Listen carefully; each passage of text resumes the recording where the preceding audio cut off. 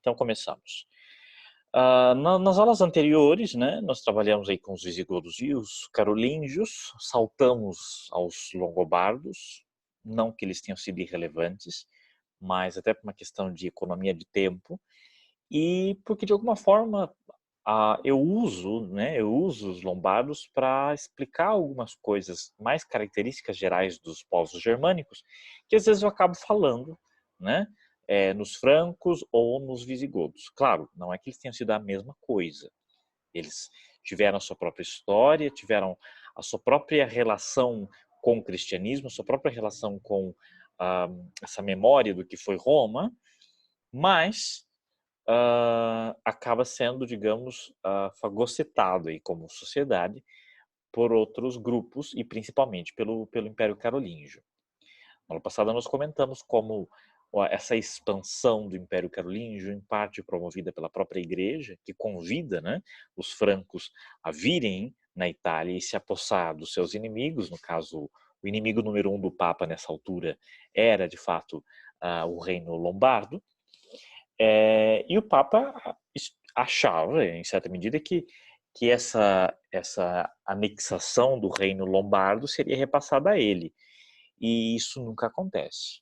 Havia, de fato, pelo menos dois documentos. Um era a doação de Constantino, que a chancelaria papal havia forjado, num dado momento, para justificar juridicamente a pretensão episcopal sobre o domínio territorial do Império, o antigo domínio territorial. É um documento que se sabe falso, mas que serviu por muito tempo como pretexto de um poder jurídico exigido pelos papas. O outro é que, a partir desse documento, dessa doação, né, esse instrumento de doação feito pelo Constantino, os nossos, agora me foge o nome, se era o Estevão, se era o Leão, mas o Papa contemporâneo ao nosso Pipino, ao rei Pipino, havia de fato feito um acordo, uma espécie de tratado, em que a futura anexação do Reino Lombardo seria de fato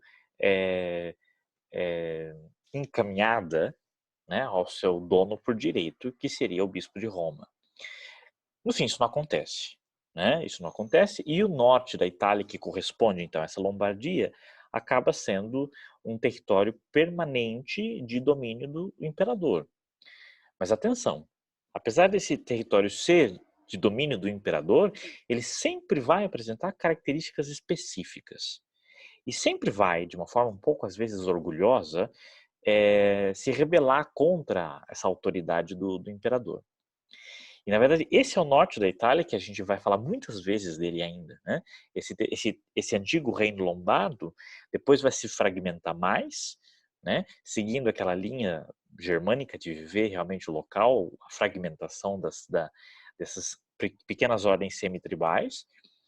E no futuro, nós vamos ter aqueles famosos modelos de potentados, a gente chama de cidades-estados, né? Um termo, enfim, inventado, mas que dá conta de explicar que o norte da Itália criou uma coisa bastante sui generis em toda a Europa medieval, que cidades que não se sujeitaram a reinos, a grandes domínios, mas construíram um nível de autonomia muito grande, né?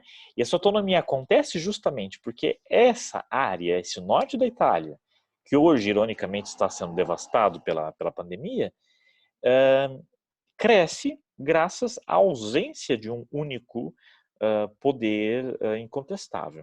Porque o Papa vai, de um lado, exigir esse direito nunca sanado da doação de Constantino, e o imperador, por outro.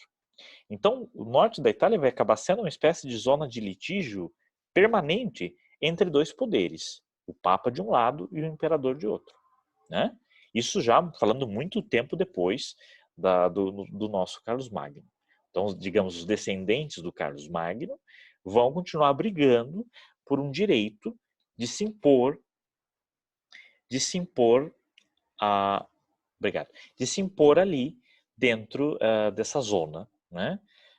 Como eu falei, é uma zona de litígio, tanto que depois do futuro vai criar inclusive dois partidos. As pessoas que são pró-papa são pró-imperador. Elas vão até lutar entre si constantemente, né? Às vezes uma cidade mostra o seu apoio pelo Papa, outra mostra pelo Imperador, enfim. Isso para mostrar para vocês que essa fragmentação, às vezes, vai ser beneficiada, digamos assim, justamente por essa incapacidade de um poder mais forte, seja de um soberano ou de um grande nobre que se impõe aí de maneira mais efetiva, né? Tudo isso nos leva a pensar, pelo menos, sobre o que é o poder e o poder jurídico, o poder político e também o poder espiritual. Essas questões, elas estão em elaboração, porque o que nós aprendemos até aqui é que não existe, depois do desaparecimento do Império Romano, nenhum tipo de poder público que consiga se impor como tal, ainda que eventualmente a gente ouça esse locutivo, poder público, autoridade pública. No fundo, são tentativas muito artificiais de criar uma unidade jurídica, política, concentrada na figura do soberano. E isso nos leva à dedução de que não há um Estado, portanto. Há apenas o quê? Unidades políticas com um poder mais ou menos frágil. De um lado, então, nós temos isso, esses bárbaros que se apropriam de uma cultura romana, bastante mitificada já, e de outra igreja que se apresenta em parte como portadora da tradição romana, mas também como um senso de agregação social, quase uma proposta de coletividade, e uma coletividade que não é apenas no âmbito espiritual, é também no âmbito político, no âmbito social. Eu mencionei ontem, o Santo Agostinho falava em uma vinculatio societatis.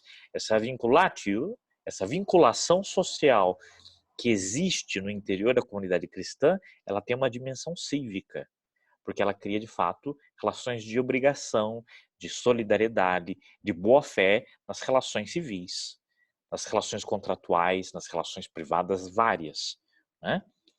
E é interessante isso porque se nós confrontarmos essa visão de comunidade expandida, que é a ideia da comunidade do corpo místico, né, formada pelos membros da igreja, se nós contrapormos isso ao plano pré-existente do mundo bárbaro, nós vemos de fato uma espécie de quase de antagonismo. Antagonismo em que sentido? Antagonismo no sentido de que o mundo bárbaro privilegia as relações privadas, as relações do juramento pessoal. Uma dimensão, portanto, em que a confiança, a boa-fé, o próprio contrato se dá numa relação direta, pessoal. Eu só posso confiar em você na medida em que eu, pessoalmente, fiz um juramento, em que eu, pessoalmente, cedi a minha palavra. E a palavra aqui, obviamente, tem um valor muito importante. O cristianismo vem com uma proposta que tenta não romper com isso absolutamente, porque isso é aproveitado, né? O juramento, inclusive, ele continua tendo valor e ele até é valorizado, ele é fortalecido.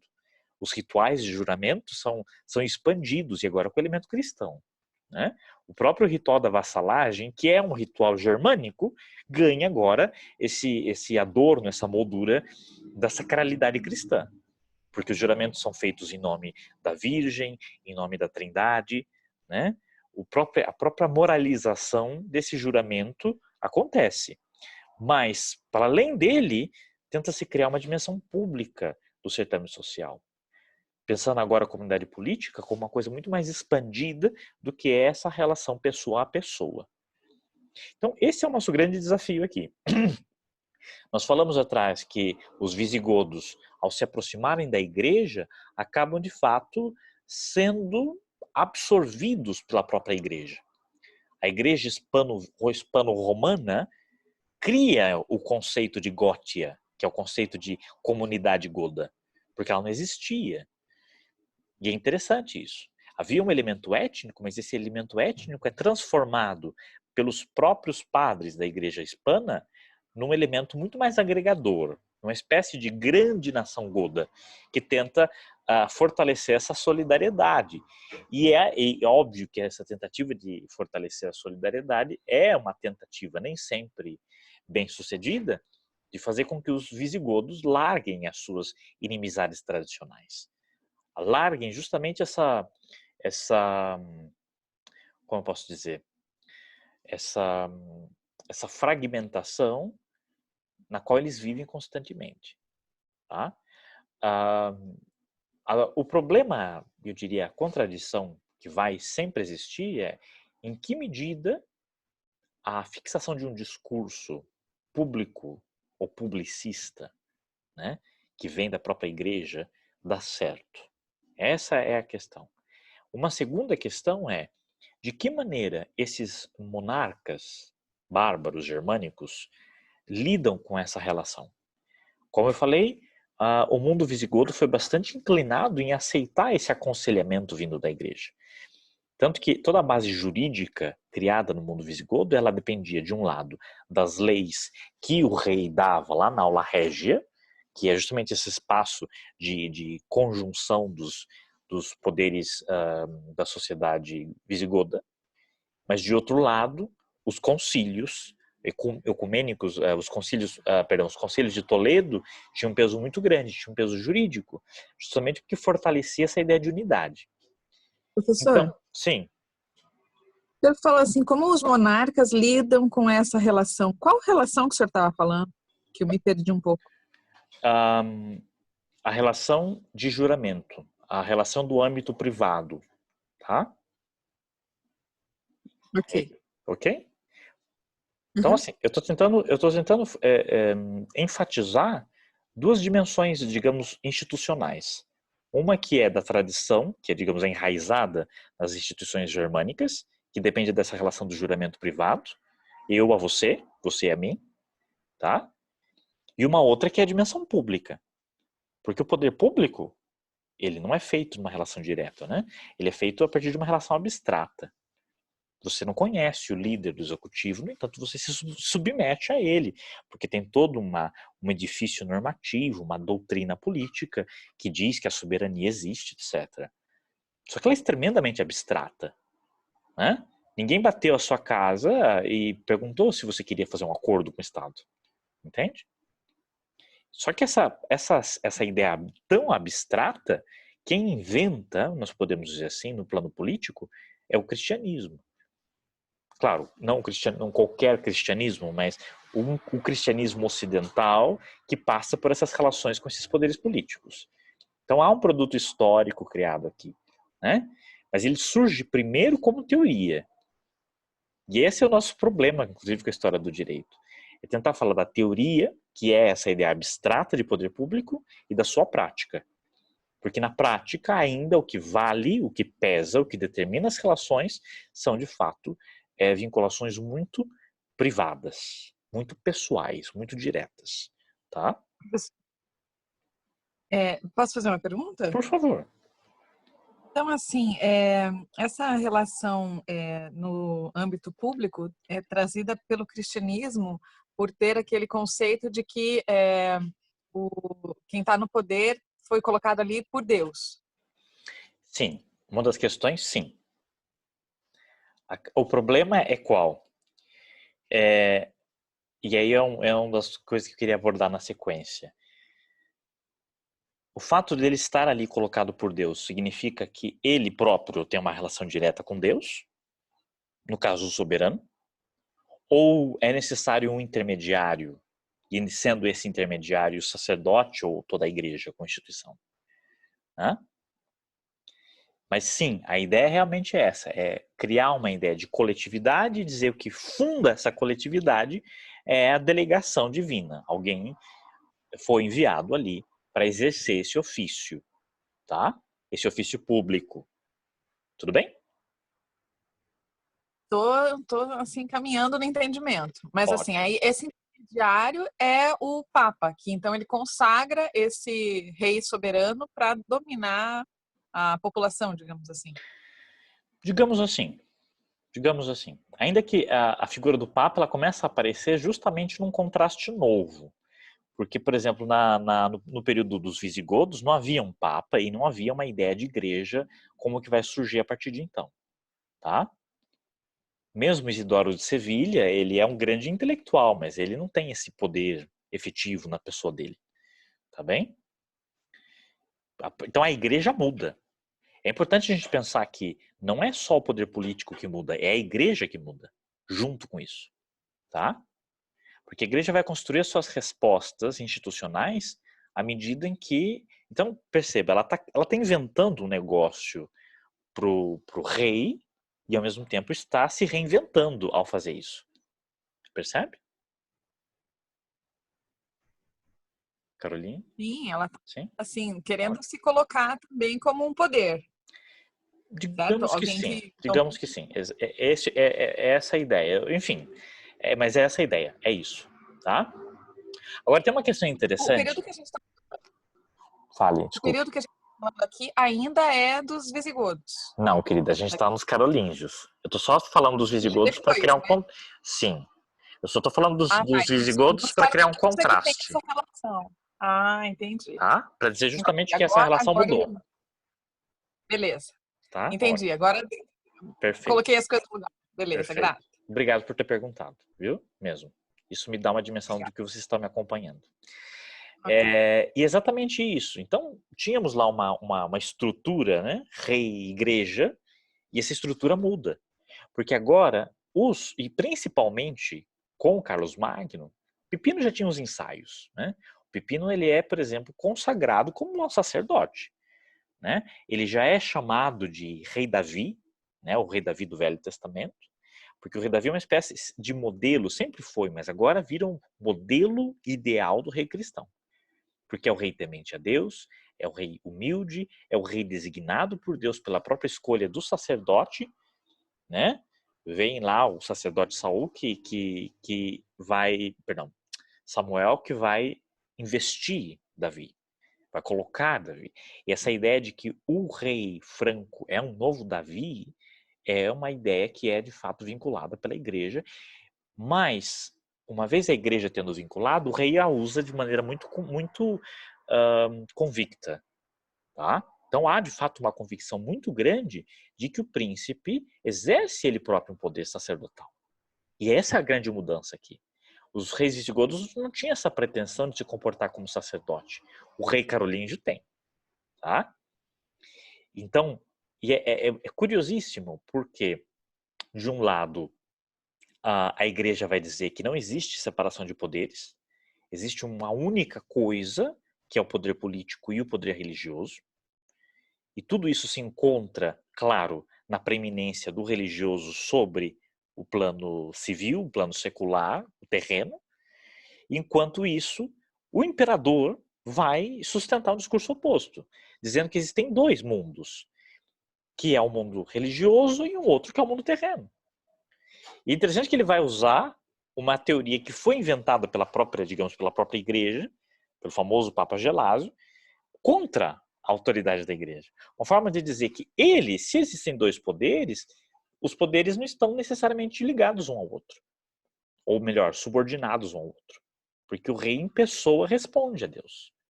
E é interessante porque, se nós analisarmos depois eu vou mostrar algumas imagens, mas o imperador carolíngio e os descendentes do Carlos Magno depois vão ser representados, isso é muito poderoso, visualmente falando, como Cristo.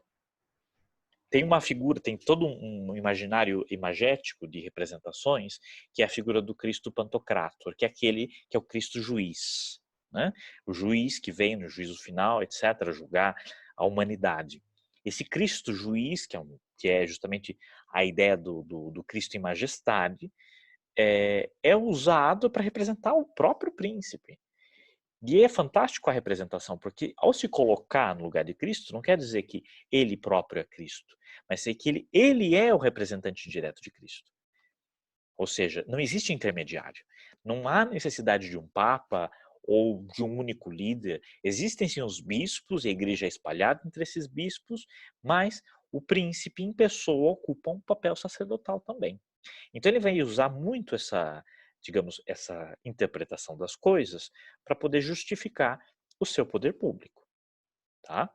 Então a ideia de poder público aqui ela surge imediatamente colada à ideia de comunidade cristã. Então o que ele faz é muito mais do que importar um vocabulário de Roma ou mesmo do direito romano. Muitos insistem nisso. Mas estudos mostram que, na verdade, o Império Carolíngio usava pouquíssimos termos de direito romano.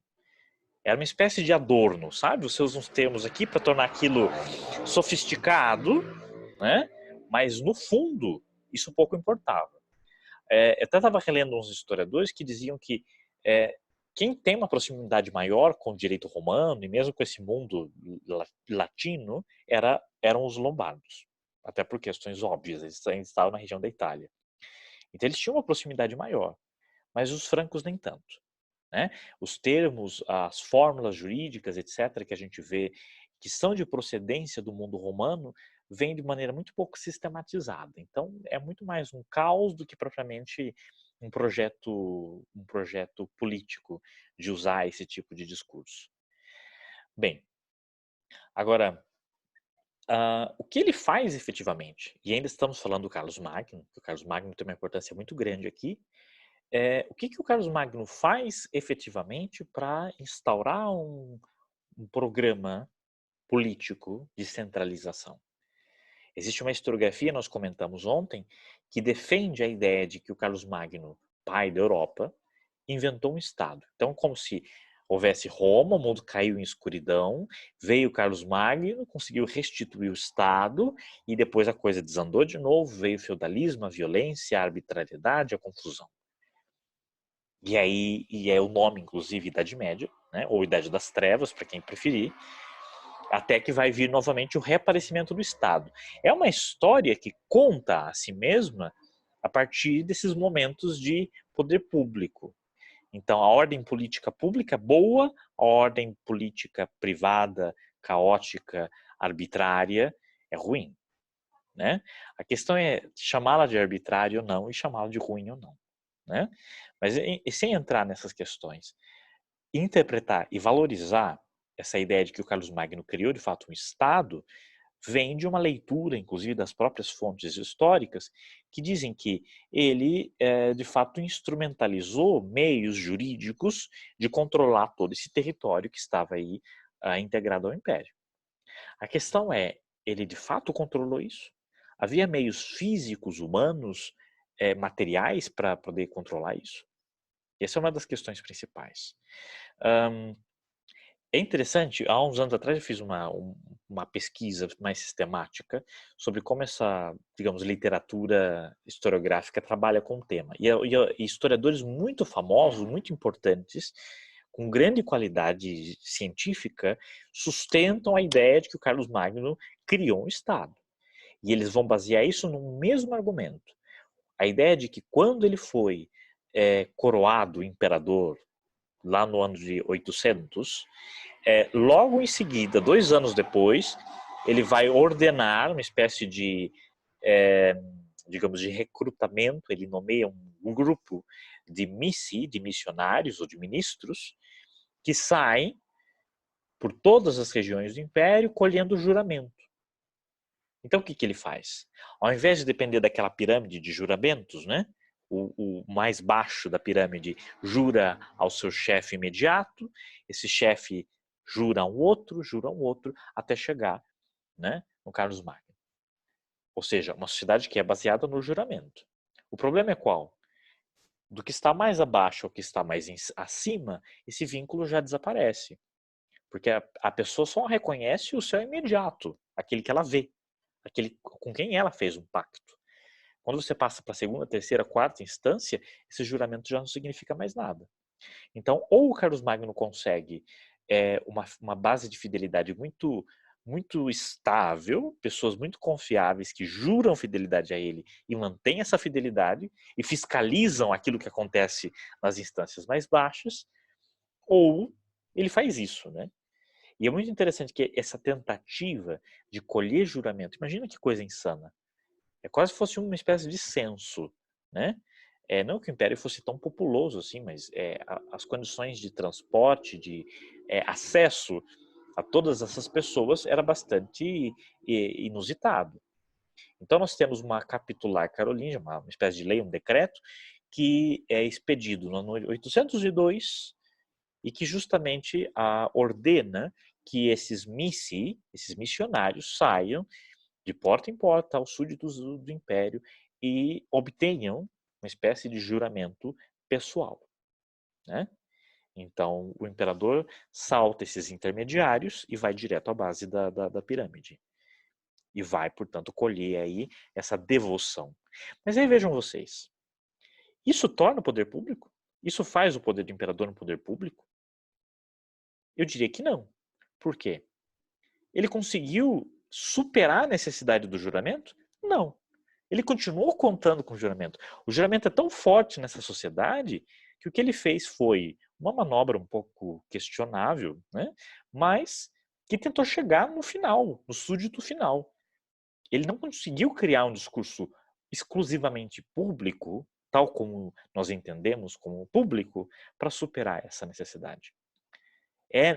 A palavra final da obediência, da vinculação jurídica, vem e depende ainda do juramento pessoal. Tá? Isso acho que é a questão mais importante para se extrair disso. O fato é que depois ele vai renovar esse evento, 10 anos depois, em 812, exato. Nós temos uma outra rodada de missi que saem viajando e colhendo o juramento de todos os súditos do império, e depois o Ludovico Pio, o neto dele, vai fazer a mesma coisa, e os seus descendentes também. Então se torna uma espécie de procedimento comum. Mas eu diria a vocês que nem isso tampouco consegue superar essa dificuldade material, porque, de fato, as relações jurídicas ainda são consolidadas na relação do juramento pessoal, privado, da pessoa a pessoa. Tá? Tanto que depois que desaparece esse esforço do Carlos Magno, por mais colossal que seja, ele não é estável. Tá? Mais tarde, de fato, vai desaparecer a sua autoridade personificada nele e os seus descendentes não conseguem mais manter o mesmo projeto de poder político, se quiserem, de Estado, que ele havia levantado. E aí, de fato, nós encaminhamos para o medievo, o feudal. O conceito de feudalismo, então, começa a partir das ruínas desse grande projeto de Império Carolíngio. Ele vai continuar sendo e ocupando uma espécie de espaço mnemônico, ele é a memória ainda de uma época, inclusive uma época de estabilidade, porque ele conseguiu pacificar grupos étnicos que viviam em constante batalha, mas ele é apenas uma memória, tá? Porque não se consegue de novo. E, inclusive, os próximos imperadores vão lutar persistentemente em tentar restaurar esse poder carolíngio, né? Inclusive, principalmente, no norte da Itália. Porque o norte da Itália vai ficar simultaneamente sob a tutela do imperador, mas na prática é uma terra de ninguém. O imperador vai sucessivamente ter que vir, passa pela Itália, sai sufocando todas as revoltas, ele acaba de sair, eles já estão se rebelando de novo. Então, essa é, na verdade, uma situação cíclica. E ela acontece, em parte, né, por essa, como eu falei, esse vazio de poder efetivo. Porque ele tem que ficar na Alemanha. E na Alemanha, o imperador já está ocupado bastante com os seus primos, que são súditos dele, mas são inimigos também. Né? Isso é, de fato, o sistema feudal. O sistema feudal, portanto, é fragmentado. Se você vê o rei que está lá e governa todo o reino, isso é uma ficção. No fundo, ele não governa nada disso. Tá? Os reis medievais no futuro vão se tornar apenas um rei que tem o nome de rei, o reino da França, por exemplo, que vai surgir do império, né? Você vai ter uma separação. Quando o Carlos Magno morrer, esse território vai ser separado em três, entre os seus netos, tá? E desses três territórios vão surgir dois. Um é o reino da França, o outro é um império ainda. E esses dois, império e reino, vão ser, na verdade, o quê? Vão ser pequenos senhores feudais que vão ficar lá encolhidos. Eles têm o seu território em volta, mas vão surgir outros barões dentro do reino que às vezes são mais fortes do que o rei. Muitas vezes são. Então, essa fragmentação, ela ocorre por quê? Porque por conta desse germen institucional nas tradições germânicas que dita uma relação privada, ligada sempre ao juramento. Então, o poder público, ele até se manifesta em leis, ele se manifesta em tratados teológicos que surgem, ele se manifesta como uma ideia, como uma concepção abstrata, mas ele não pega. Ele não consegue, de fato, transformar de forma profunda essa realidade que ainda é profundamente germânica. Tá bem? Vocês me acompanharam até aqui ou eu já perdi todos vocês no meio do caminho? Eu sorrio agora. Vocês podem fazer. Vocês têm 2 minutos para fazer algum tipo de pergunta, porque vai cair a nossa conexão, aí eu vou ter que reiniciar. Professor, só para entender melhor, Carlos Magno, ele foi primeiro rei dos francos, depois ele foi rei dos lombardos e por último ele foi imperador romano, né? Ele foi galgando esses reinos, porque eu fiz um estudo ali, né, de 768 a 814 ele foi dos francos, de 774 a 814 dos lombardos e de 800 a 814 dos romanos. Não é que ele conquista, não é que ele deixa um e vira outro, tá? Sim, não, ele Ele em acumula. paralelo ele pega os todos, né? Ele Isso, acumula os três, isso. né? Mas bom, deixa eu ver se eu tenho tempo ainda, tem menos de 1 minuto. Mas aquele mapa que eu mostrei antes a vocês é justamente isso. São territórios que são anexados. Anexados é uma forma de dizer, né? Porque eles continuam existindo de forma autônoma. Não é um território só, tá? O Reino Franco é uma parte, o Reino Lombardo é uma outra. Eles pertencem ao mesmo imperador, mas continuam sendo territórios separados. E o império é um título, né? Porque cadê império? O Papa deu alguma coisa para ele quando ele virou imperador? Não. Não. Deu nome. Ele falou: Onde... esse território que você está montado aí, ele já existia antes, chamava Império. Eu vou chamar ele de Império de novo. É isso. Tá? Ele não conquistou um território novo. Absolutamente. Tá bem? Ok. Ótimo. Eu acho que vai cair. Eu vou encerrar aqui, tá bem? Por favor, não desapareçam. Preciso de vocês ainda. Só um instante.